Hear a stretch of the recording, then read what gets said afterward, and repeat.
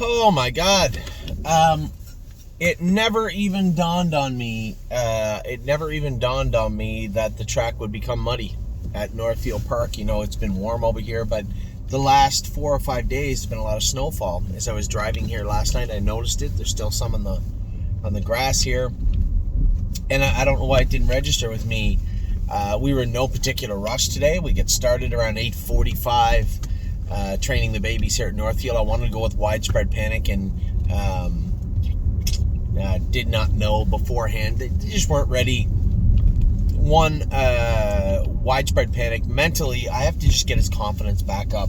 You know, the speed, he can go any sort of speed. Speed is not the problem. Confidence, consistency need to be heightened with this guy, and one actually feeds off the other, consistency from confidence. And as I said, we had moved the horse around a little bit to a couple of the horses that I thought were a little underweight. We'd moved them over to Sarah and Lauren just so they could focus more on bulking them up. Widespread Panic, Lauren said, is eating very, very good, and you can see he's starting to put a little more weight on. He was with Antoine also, but I just wanted to have the horses that maybe were a little underweight all in one place. And it could be for a number of reasons: stress, appetite. In some cases, horses, if they're starting to get a little sore, will come off their feet. It wasn't that with this guy. He's just maturing. He's a big but lanky, thin colt, but it's more streamlined. You're not going to see him be this giant fat horse, but I would like to see his shoulders broaden out a little bit. In fact, we have to, because this guy, with him being narrow, touches a knee, touches a shin, touches himself behind. All that is we won't be able to change that, and I don't have any problem with that, but to mitigate it best we can, we need to have weight on him so he can carry as much width as he can. So I went a mile today, and I think it was 2:36. This horse can go a mile 20 right now, no problem. But when he gets agitated, he makes breaks. When he gets agitated, he gets hot. Less likely you can keep him contained.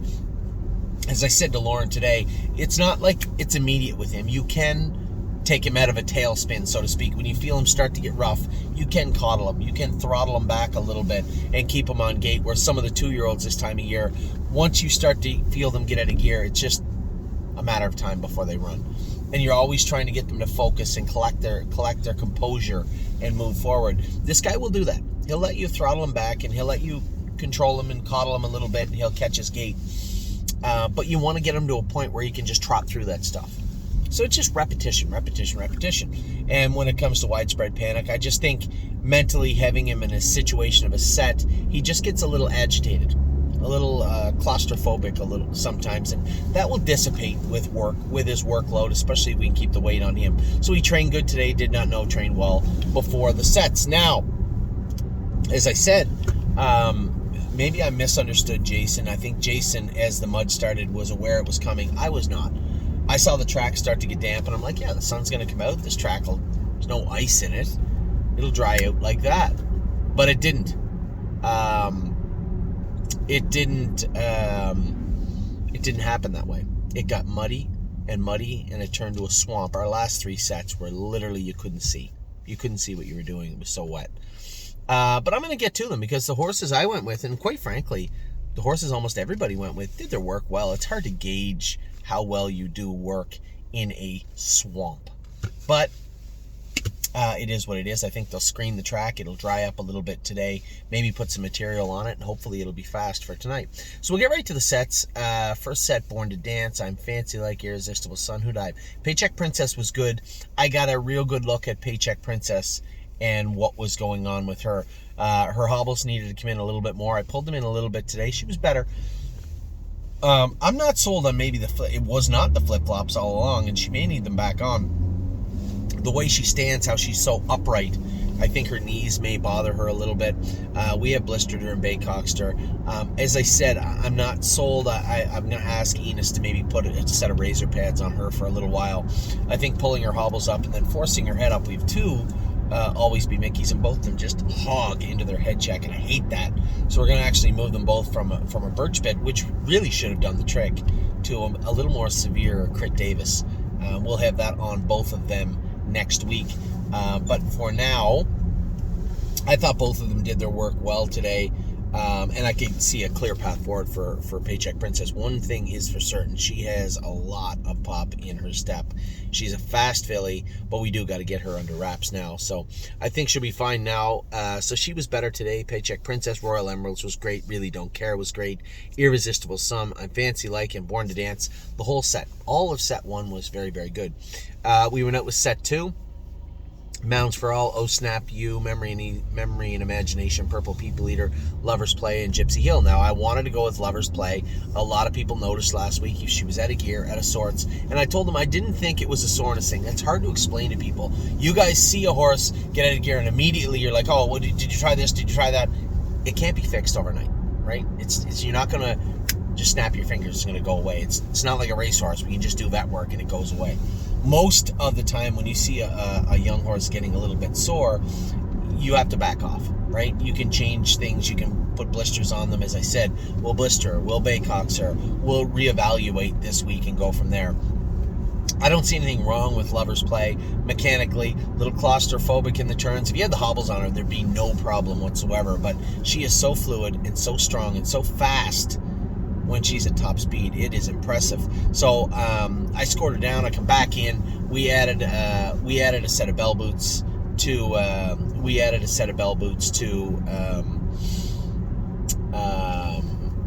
Lover's Play. We opted for a Murphy blind, put a Murphy blind on, pulled her head up a little bit. I went back out with her, and you could see she was a little bit agitated at a slower speed, but she followed well. She did her work well. And as we started into the backstretch now, the track's just barely starting to get tacky in set 2. I'm not really paying much attention because I'm thinking, yeah, it might get a little damp and then it'll dry up. Who cares? We get over the half in 1:21. I was sitting like 5th or 6th, maybe last in the set. I believe Memory and Imagination. No, I don't believe. I remember it now very vividly. Memory and Imagination was on the front. Oh Snap You was first over. Purple People Eater was in the 2-hole. Jason was second over with Gypsy Hill. Mounds for All was to the left, to the inside of me, 5th, and I wheeled her to the outside 6th as we started into the backstretch. She felt like she just settled in and thawed out. I moved her over, and she circled the field. I'm telling you, like that. Was gone. And I'm thinking to myself, I'm not going to double her up. I'm just going to let her rock. And we get into the turn. I could feel her start to square herself away, and I didn't coddle her at all. She's got the type of gait, you just got to leave her alone. If you snatch her up, double her up, check her, I think she'd make a break. I just left her alone. I just let her rock. Through the turn, and she won the set very easily. Memory and Imagination, it was to my left. Gypsy Hill, everybody was trying to swarm her, but she's so fast and powerful. You know, she had the jump on them, and they were not going to catch up. We went under the wire, and she was easy, so I let everybody kind of swarm her after the wire. We're in the turn. I wanted to put her in a place where now she's thawed out. I wanted to put her in a place where maybe she wasn't as comfortable. And as we got to the turn, Daryl came out a bit, and as soon as I checked her, she rolled off stride.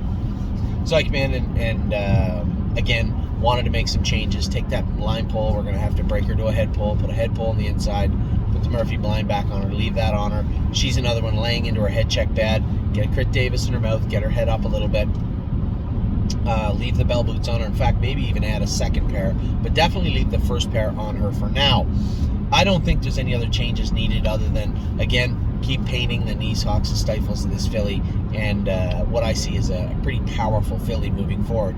I believe as we start to get a little quicker, you're going to see her thaw out a little easier. She's just a little bossy. You can see at times you'll be going along, she'll root her head like a little bulldog and get mad at you, and then you just got to leave her alone, let her do her work. Well, that bulldog stage is going to come to an end. I put a snake cord on her too. She didn't really need it, but as I tell everybody, if they don't tighten a line, they'd never know the snake cord was in their mouth.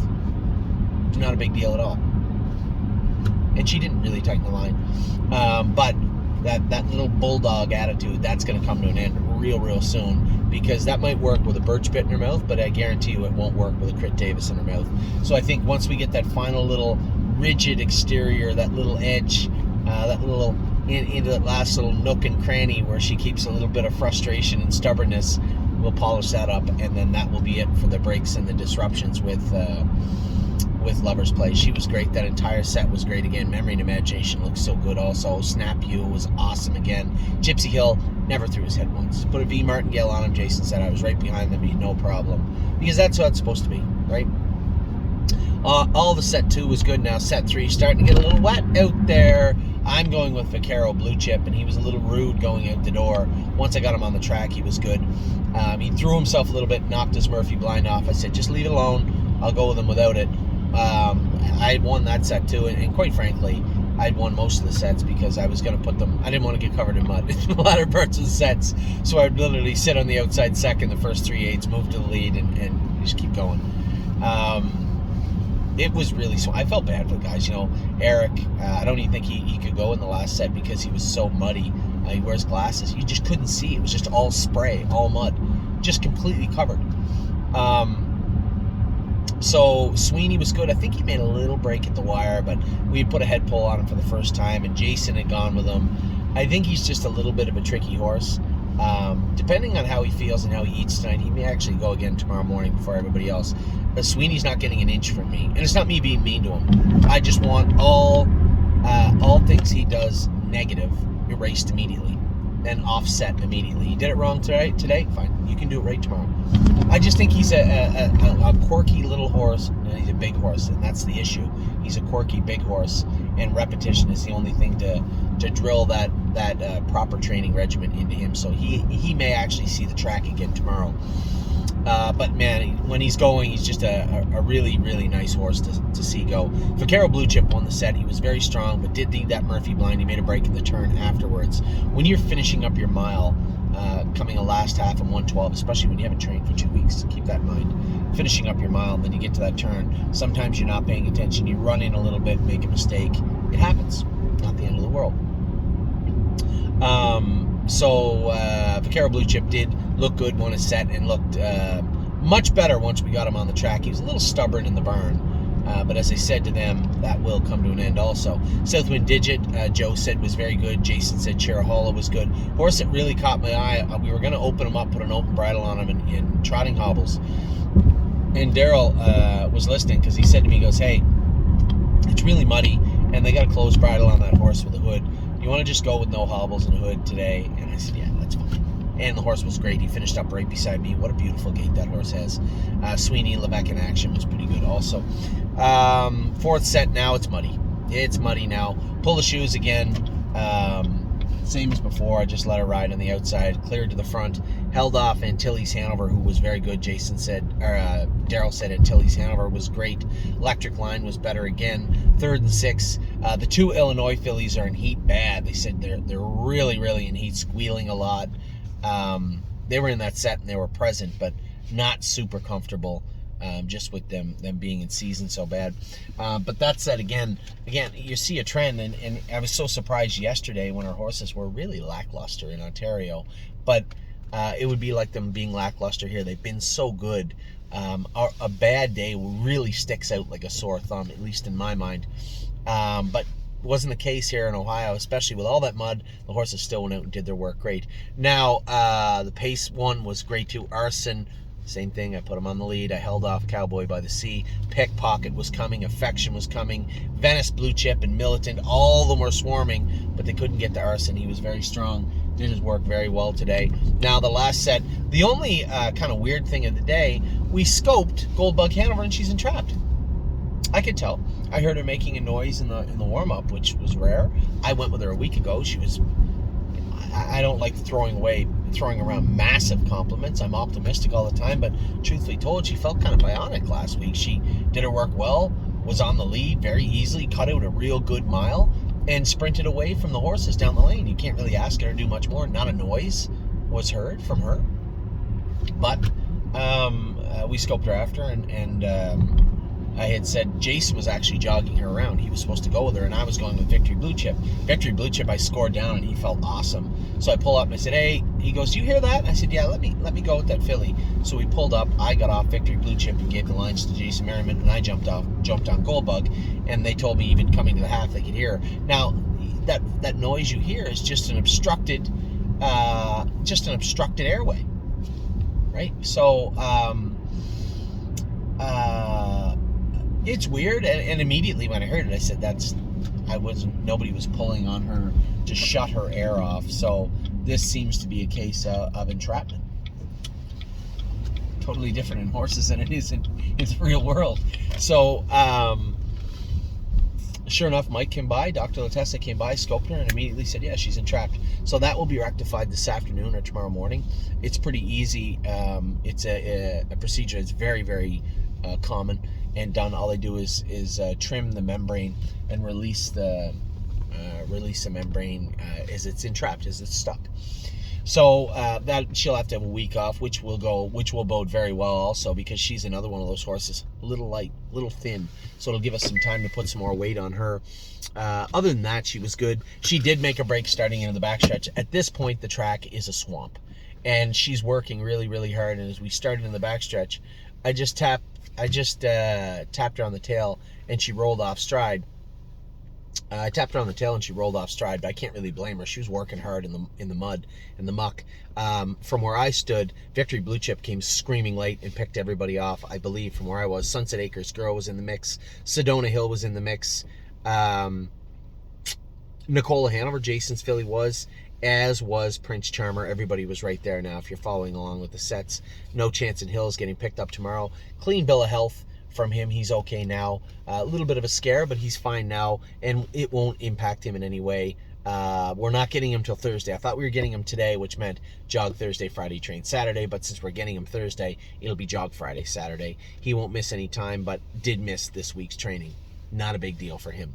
So honestly, when I look at the entire thing, it's the polar opposite of yesterday. Yesterday, I had a tough time looking at horses that stood out. I did find two. Don't Talk About Bruno was incredible yesterday, especially considering how rather mediocre everybody appeared to me.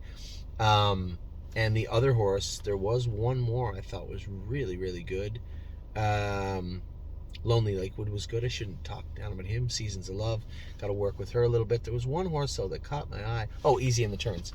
So yesterday wasn't a total wash. I mean, they weren't horrible, and there were some horses that did stand out. But today, again, more of the same in Ohio. That not same as Ontario, but more of the way it's been here lately. When I look through the sets quickly, nobody did anything wrong for the most part in the first set. Second set, all was well. All was really well in the second set. Third set, no concerns there. I believe I heard maybe Sweeney made a break at the wire, but I didn't see it. And Jason Merriman certainly didn't make a point to tell me something was wrong with him. Fourth set, the two Illinois fillies are horsing, but again, not concerned with that. Third and sixth did his work well. Antilles did his work well. So to Pull the Shoes, Electric Line, everybody was good there. The Pacers, mixed in with Affection and Pickpocket, Militant, were all sensational in the fifth set. And then the sixth set was good also. So no real concerns. The only real news, negatively speaking, was Bug Hanover's entrapped. That's easily fixed. It'll be fixed by this time tomorrow, and she'll be on the road to recovery. And during that time, hopefully, we can also put a little more weight on her. So a great day for that. I did have a couple of other updates. We talked about No Chance in Hill. For my clients, our partners on Sister Salon, she's in to go at Saratoga this week. I know people were on pins and needles and they didn't really want to race her there, but ultimately, and Megan watches the videos. She understands what's going on. And ultimately, I told her, I said, just put the filly where she can win.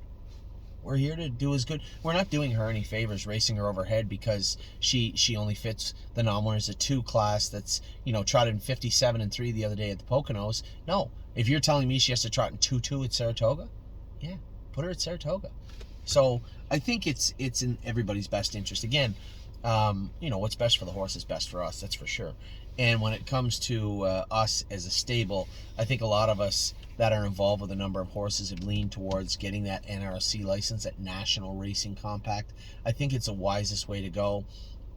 And again, for those of you out there that really just don't want to partake in New York and New Jersey, I can't blame you or begrudge you in any way. We can help you get licensed if you need help getting licensed, either with the NRC or that specific jurisdiction. But at the same token, I don't begrudge anybody for being upset about it or selling their shares because of it. But we are trying to do the best we can. And as I said, what's best for the horse has to really be what's best for us. So with that, I'm going to let you guys go. We'll do a little talk. We'll have a talk tonight, maybe, after we get to see some horses race. I know Maestro's in later on. I think there's one other horse in. I see I picked up 2 or 3 drives here in Northfield tonight, so I'm going to put my driver's hat on tonight also. I will say this, I believe that HP Maestro's in a much better frame of mind tonight. I saw him when I was leaving, bouncing and jumping around. And I guess that spills into tomorrow. We have a ton of horses to school, qualify tomorrow, and I definitely will bring you an update then. So for now, I'm at Big D's. I have a list here of some horses, some stuff to get for our caretakers. A list of things to get to our caretakers.